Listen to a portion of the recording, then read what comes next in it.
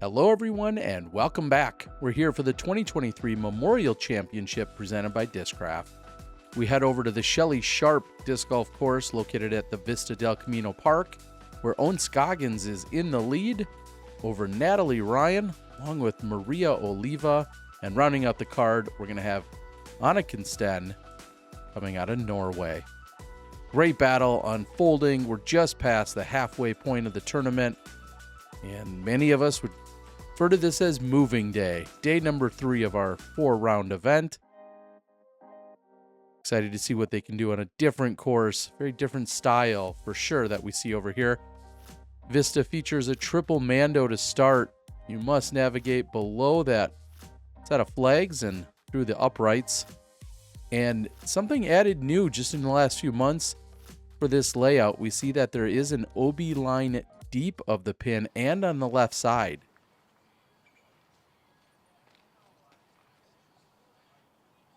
A very straight shot will be required. Also, playing the hillside just right, as Ohn Scoggins is going to throw her first tee shot of the day low.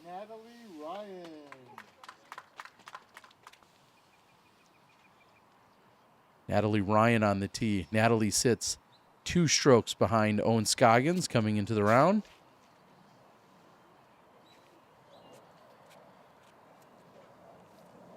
And with the skip, that's going to be out of bounds for Natalie. Maria Oliva on the tee.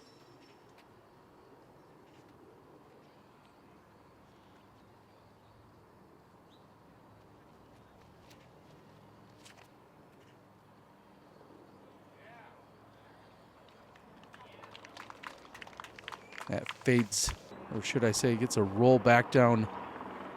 We'll see if the tree comes into play for her putt. And I feel like this sets up really well for a lefty.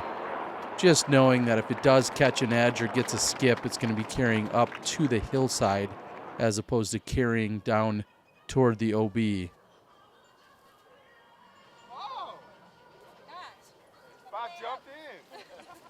Little skip action there for Ohn. Looks like we've got Luke Sampson on the bag for Maria Oliva this round.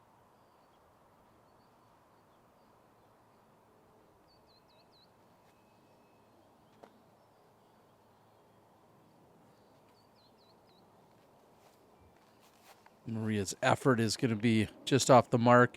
Natalie Ryan coming back, trying to save the par now. Solid putt to do so. So Natalie remain at 7 under. This is Anniken.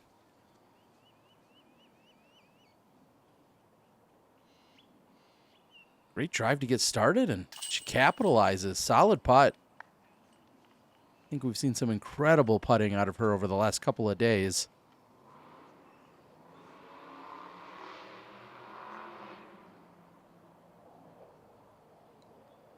And now the warmest of the 3 days of competition that we've seen so far. This is a little more typical of what we'd expect in early March here in the Scottsdale, Phoenix area. Let's see, Mesa, Gilbert, Chandler, I don't know, all of the suburbs here in Phoenix.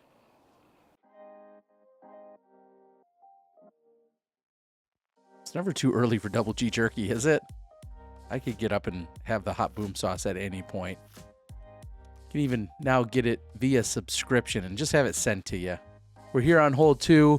This is different from the last time you probably watched Memorial coverage. If you did watch the Shelly Sharpe coverage, it's the same pin, but since the last Memorial, in fact, the last 10 or so Memorials, this is the first time we've seen it pushed back even more. So it's 415, used to be more in that 360, 370 neighborhood, and it's pushed back even more.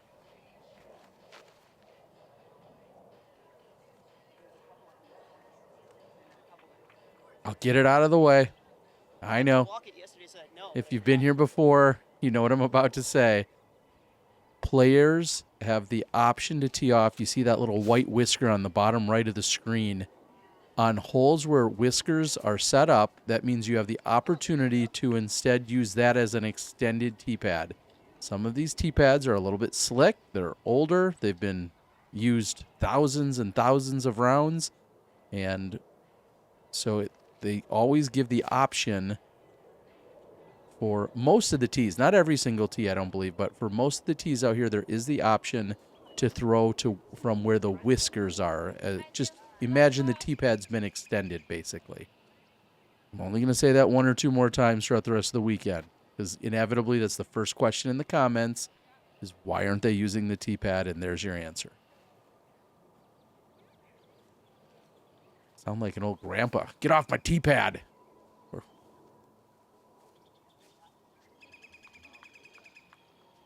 415, I'm going to expect pars from Ohn most of the time in playing this one.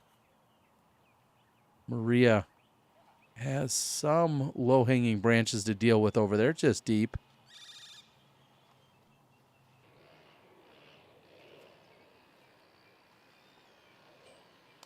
As you can see, Natalie is she would have been about 10 or 15 feet from the regular pin before it had got moved back. So that gives you a little reference as to where it typically has been.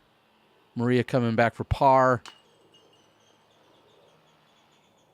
And online, just short. There's not enough power.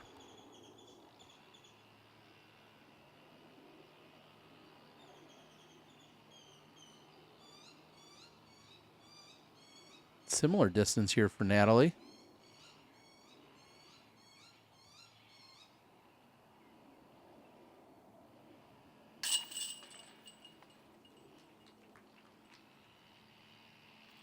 A pair of pars for Natalie to open up her third round. Looking like it's going to be pretty similar for Ohn. She's the yellow one next to the basket, so no movement there. Anniken also with a par. She remains 1 under for this third round.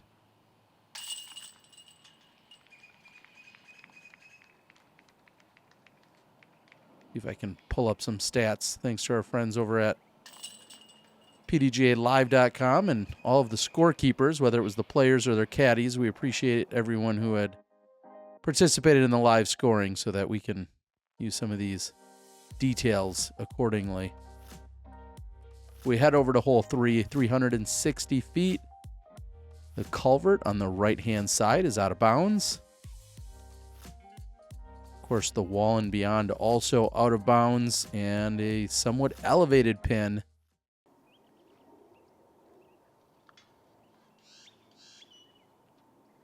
This hole plays pretty similar to the previous hole with it's a little less distance to it. We'll see if Anniken can get there. And this is pushing right.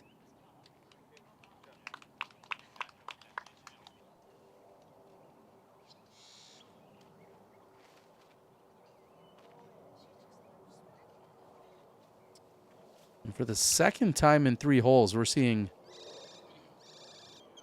low turnover burner forehand out of Ohn Scoggins. She's going to have to adjust the angles. And Natalie now busting out the left-handed throw.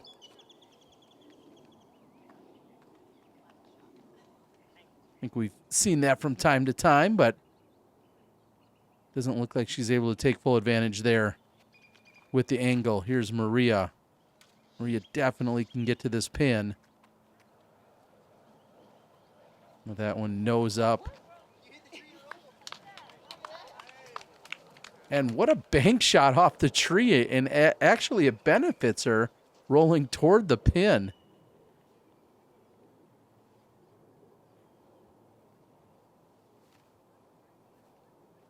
Good height this time for Ohn. She will have some work to do from that short right side until it rolls back.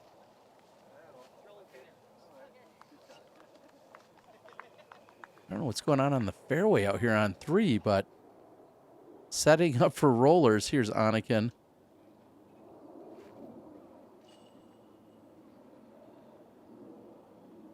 So she was safe of the culvert. It looked like she might have almost gone in there, but she was safe.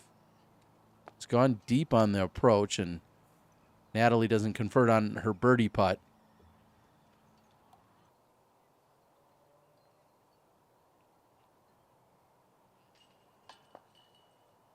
This was a mid-morning round where our competitors got started. I believe sometime around 11 a.m. Not much wind to speak of, and like I said, the temperatures are finally creeping into that 60 and 70 degree territory. Much warmer than the previous few days.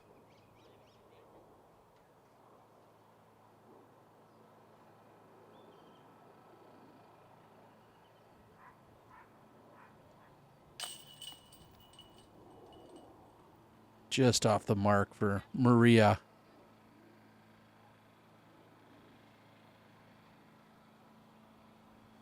And look where the tree is that she hit directly behind her, and then look to where she was putting from. That was a considerable roll.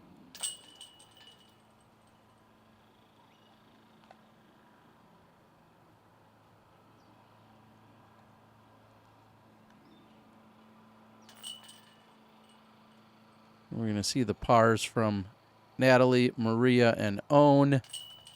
And Anniken tapping in for her bogey.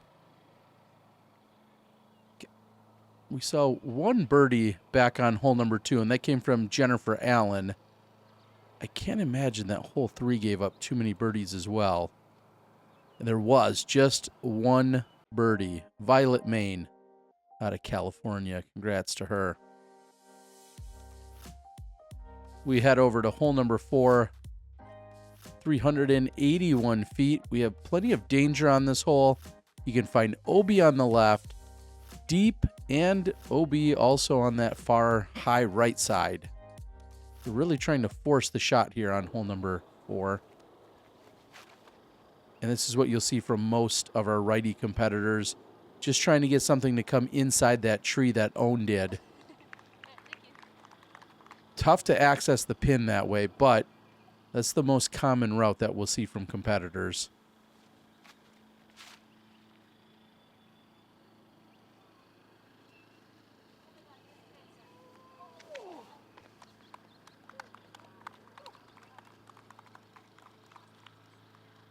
Natalie playing it all the way to the backstop.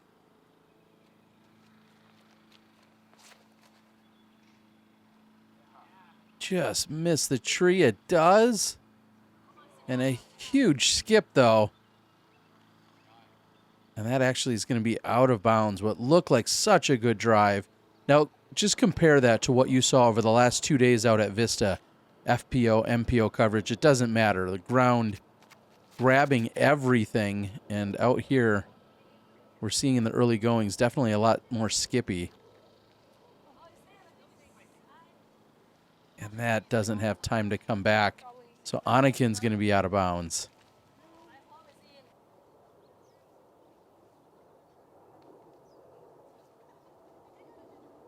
Speaking of Skippy, do anybody eat Skippy peanut butter? Oh, she almost skips that one in.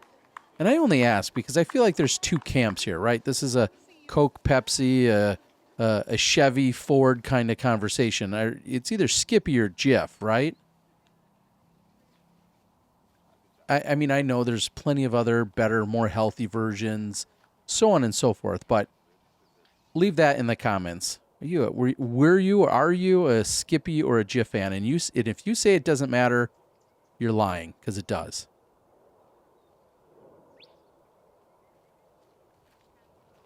That's like saying Coke and Pepsi taste the same. I mean, we all know different. Now, you may be somewhat indifferent, but there's definitely a difference. So the wall here is inbounds, and Natalie had, I think, saved the stroke by hitting up against the wall and then stayed inbounds. That's something different than we typically see from some of our other assets out on the course. In fact, just simply as a comparison, or a contrast actually, I guess, the Disc Golf Pro Tour, after a number of years, had really gone with a notion of any asset walls such as that are actually off of the OB line by a few feet intentionally because they're looking for them not to be a factor in terms of a disc going out of bounds or not. So, and they still, of course, can be, even if they're 5 feet off of the line. But just an interesting perspective and way in which certain things get played. And I won't say that's a steadfast rule. I feel like Waco, for instance, which we'll be seeing our competitors at next week, sometimes that wall feels like it's right on the line. So I could be wrong. It seems like protocols and rules are changing every other day, but something to take note of. Always make sure if those walls are in fact inbounds or if they're really just there to do the advertising that you typically look for.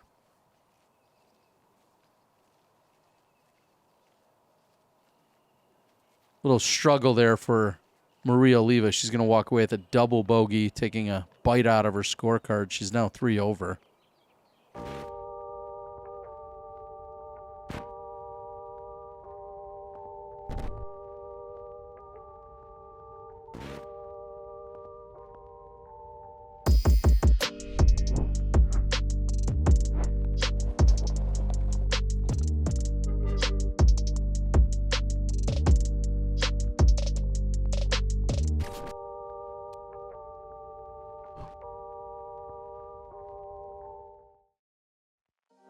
You're going to keep it rolling, just like Azuka. We appreciate you guys.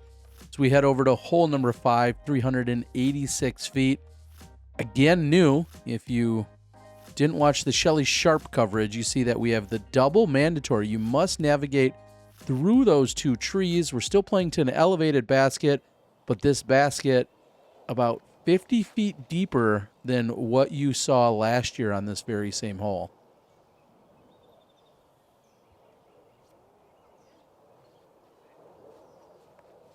Ohn pushes off to the left side. This also is playing as a par 4, our FPO field.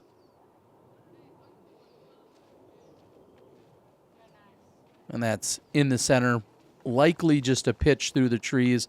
Those branches still can come into play. So if you're not past the trees, you're probably not going to have a clean look at the basket.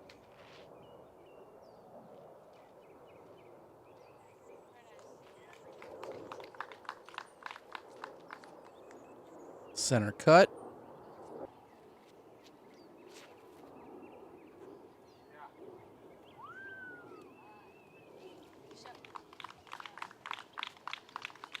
A smart play by Maria.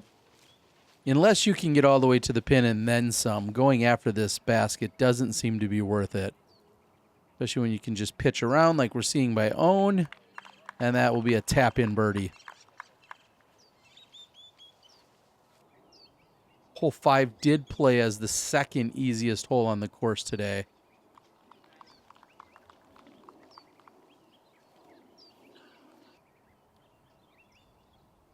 Averaged 3.7 as a par 4.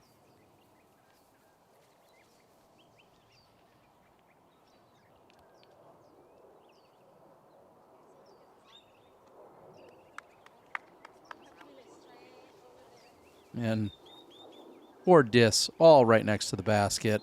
Looking like a star frame is coming up.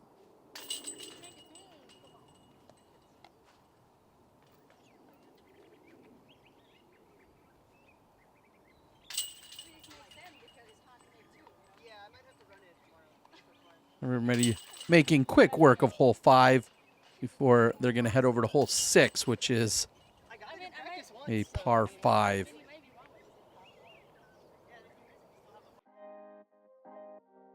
Big shout out and thanks to an Arizona product in the Distinguished Doodle. They make shampoos and other products for your dogs and other pets. Please make sure you check them out. Use the code DiscGolfGuy when you're checking out. That gets you 20% off your order. Again, made right here in Arizona.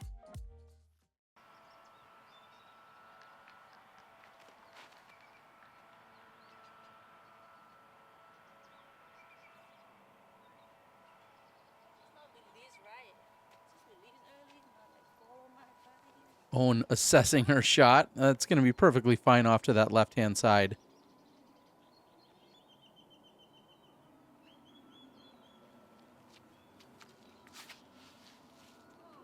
Natalie trying to go bigger. Trying to bite off plenty of distance. That's on the right side. And doesn't have enough time for it to flex back out. So we'll see if she's got a line from the right side of the fairway. Things get a little bit more difficult over there, and tough to say what happened there for Maria. She looked displeased after she had released it. I'm not sure if it was a grip issue or something else, but definitely displeased with the effort. Anniken is going to be out in Ohn territory.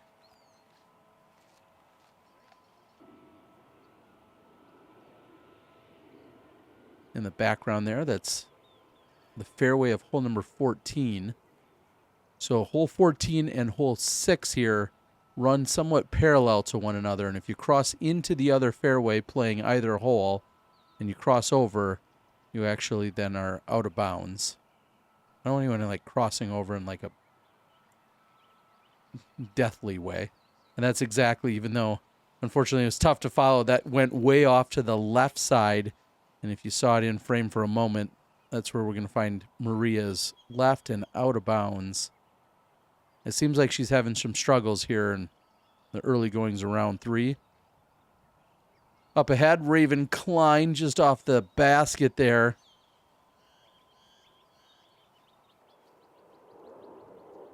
She's trying to make a push. Everyone trying to make sure that they secure their spot for day number 4. There is a cut to the 4th and final round out here at Vista. In fact, I'm going to see if I can find those exact numbers for you. I believe we had 23 women in the division.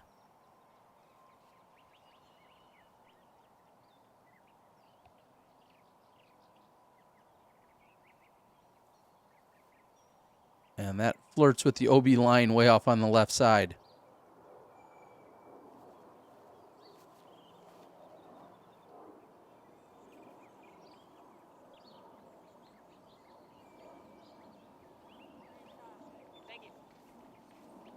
And when it's all said and done, just to put it out there, it looks like I think they're taking the top 10. Top 10 FPO competitors will move on to make the cut.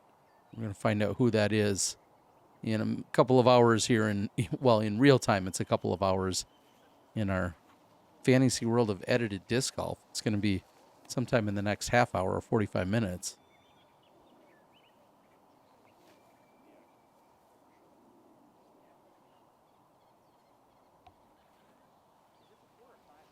That should work for Ohn. She's going to have a look for birdie.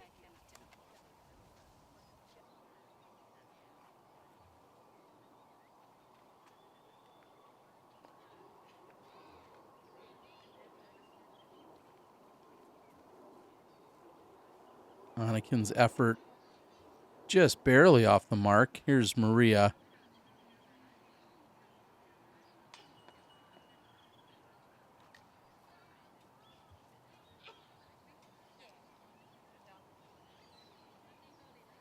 That was her putt for bogey.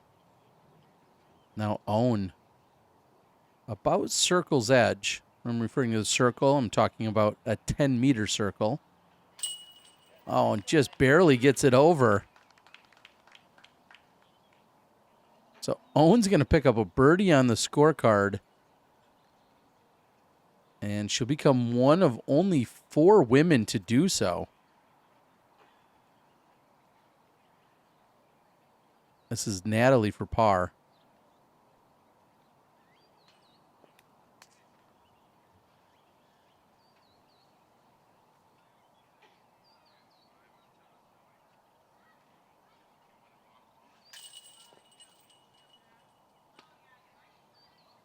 Oh, I stand corrected. I'm sorry. That was actually Natalie for par. And now she'll have the tap in, and that's going to be a bogey for Natalie. Playing as the par 5. Trying to get all my math right here. Oh, and speaking of getting things correct, if you saw one of the videos here this weekend and some of the little results that are popping up on screen, the pars and so on and so forth, if one of those was incorrect for an entire 9 holes, that's just a double bogey on me. Using multiple computers, apparently there was a font missing. I don't know. We got it all figured out, but you guys still get the gist of it. So that's what happens when we're trying to put out as much content as we can. We're going to go ahead and make mistakes, and by we, I mean me. Hole 7, 645 feet. This also is a par 5, so back-to-back par 5s, and this also is unique. We're going to be playing to an island green. Once you get over the final sidewalk, anything that's not inside the island past the secondary sidewalk is considered out of bounds. This is going to be perfectly safe, and at this point, our competitors then have to decide, do they want to go for it on a second shot, or are they going to lay up short and then go for the island on their third? And that's going to find center fairway, although nervous for a moment.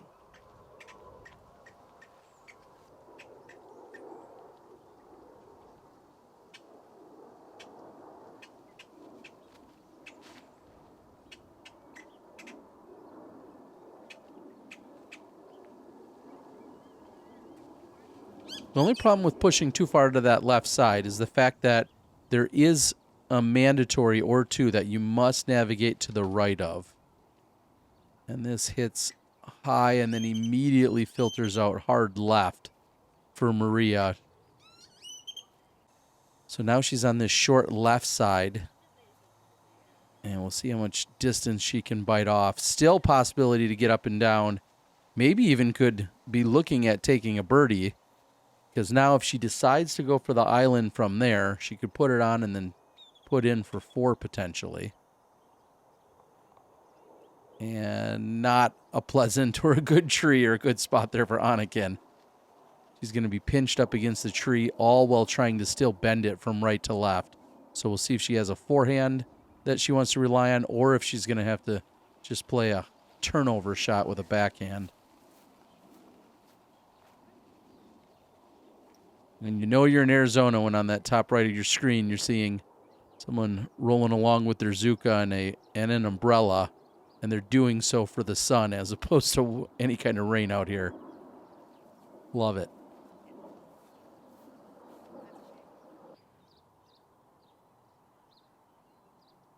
All right, getting her balance. She does have a background, I think, in professional or semi-professional figure skating.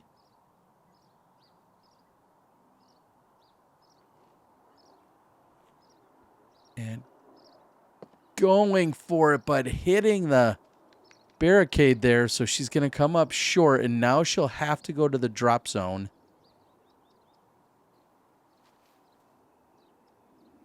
This needs to hyzer. Also hitting the wall and going to kick her out of bounds. So she'll go to the drop zone from there. At this point, anytime you cross that sidewalk, that's when you need to land inside the island. Yeah, and that's going to skip up and over. So we've seen 2 hit the wall, and then that one, hoping it would hit the wall, doesn't. Meanwhile, Ohn is just slowly chipping away. That's her third, and she's going to have that short putt remaining for a birdie luck.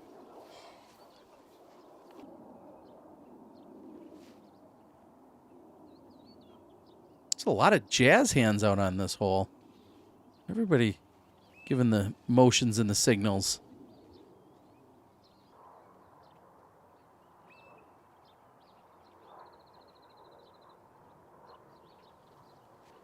Originally, Natalie was lining up a standstill and then instead opts for the jump putt. Looks to be effective.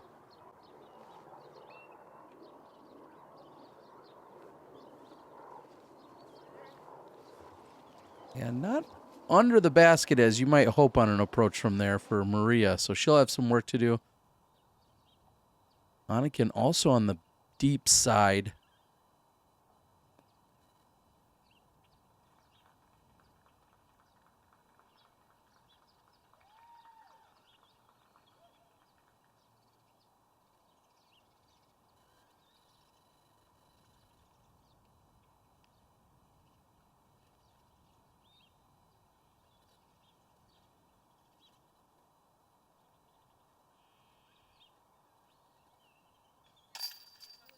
Solid putt. That's going to be to save the bogey for Maria.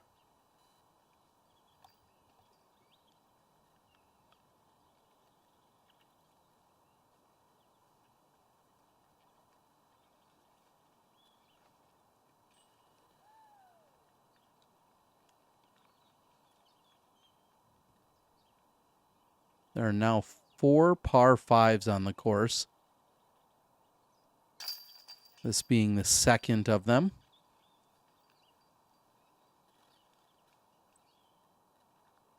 Anniken's going to take the double bogey. Natalie in for the bogey. So Ohn Scoggins is just picking up strokes on everybody here. She's going to pick up 2 on Natalie, 3 on Anniken, and 2 on Maria. As they move over to 8, big thanks to my Patreon supporters and subscribers. This coverage would not be possible without a few of our sponsors and my Patreon helpers, so thank you. Of course, water OB is short and deep of the basket on the sidewalk and beyond is out of bounds. Some passerbys prevented Spicy Boy from catching Ohn's throw. She's safely on the green. And so throwing second here is Natalie Ryan.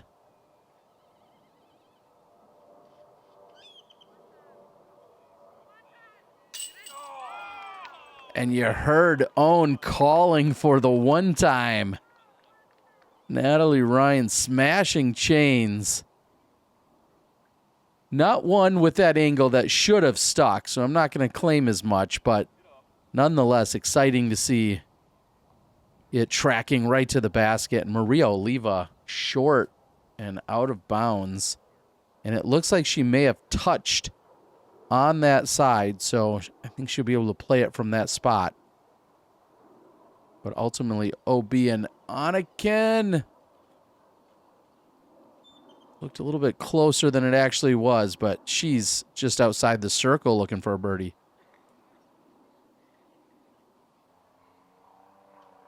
So Maria did touch on this side, therefore she's able to take it from there, and a really good bid to save the par.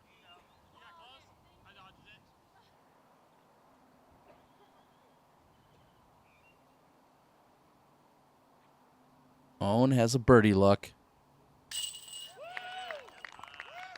High chains brings it in this time for Ohn Scoggins. She's 4 under through 8.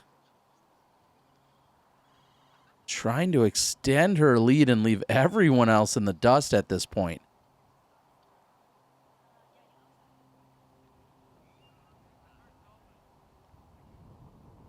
Now feeling wind for the first time today.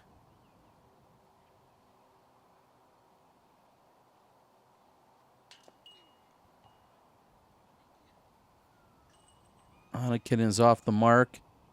We'll see if Natalie can make the good drive still pay off. You don't want to be that person that hits chains or hits the basket or something and then just you're not able to convert on the birdie after the near ace. So Natalie is in for the birdie. We'll see the par by Anniken. And ultimately Maria Oliva will be tapping in for the bogey. Very slow start for Maria. She is now 6 over through the first 8. Let's just say this. If you're looking for aces, that Sandy Point Resort is a good place to go find some. Technical, short, wooded, my favorite golf in the world. And that curls up at the last moment, so Ohn will get a green flag.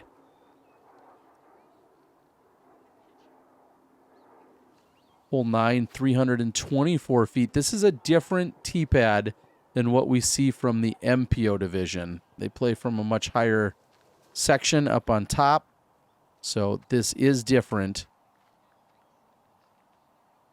Still not an easy shot. The water certainly comes into play, and then if you go too far to the right, the sidewalk can come into play. And that looks to be actually a good kick for Anniken.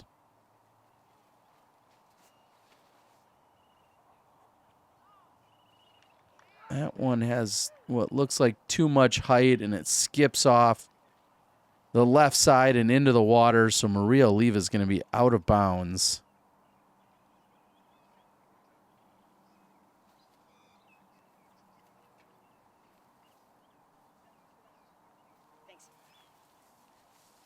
Nice safe shot for Natalie, who's sitting at even par for the round.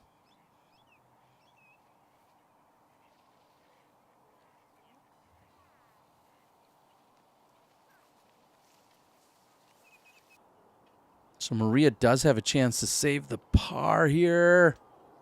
And just tickles a chain or two, but not enough to get it to fall in. And she's going to give another stroke back to the course.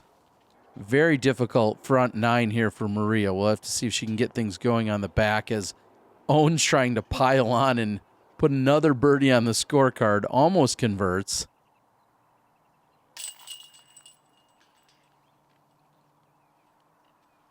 All right, so I already said it. I need the Skippy or the Jif debate needs to be settled in the chat. You guys tell me which one.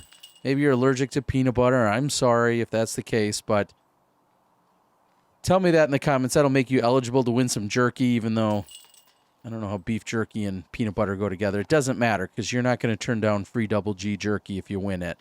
Like, share, subscribe, do all the YouTube things. Make sure you thank and support any of the sponsors that I have throughout the video. The transition screens, people like Zuka, the Distinguished Doodle, Team Discraft, Ledgestone, all of those people. Thank you so much. We've got the final 9 holes of round 3 coming up on the other side. I'm the Disc Golf Guy, and I'll see you there.